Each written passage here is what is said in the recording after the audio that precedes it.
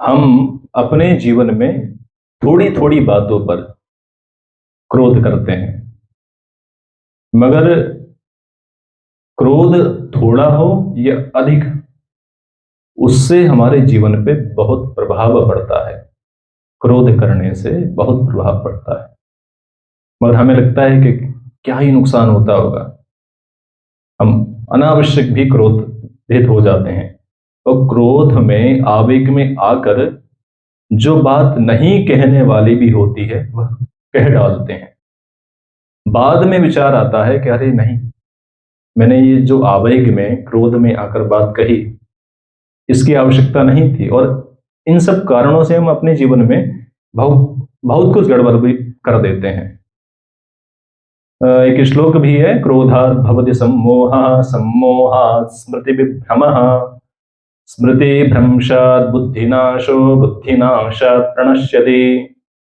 क्रोध से भ्रम उत्पन्न होता है, मतलब कंफ्यूजन पैदा होता है। भ्रम से हमारी स्मृति अर्थात विवेक का नाश होता है, और स्मृति के नाश से फिर क्या होता है, हमारी बुद्धि का नाश होता है, और बुद्धि के नाश से हमारे पूर्ण जीवन का विनाश हो जाता है। पूर्ण जीवन हमारा पतन की ओर चला जाता है, मतलब एक क्रोध से। तो भगवत गीता में ये श्लोक आता है।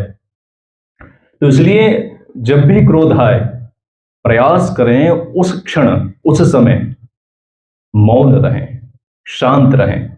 और शांत रहकर उस क्षण यदि हम शांत रहेंगे ना उस समय, तो बाद में देखेंगे कि हमारे जीवन में उस क्षणिक क्रोध के कारण जो दूरगामी हमारे जो नुकसान होने वाले थे, जो दुष्परिणाम आने वाले थे, उनसे हम बच जाते हैं।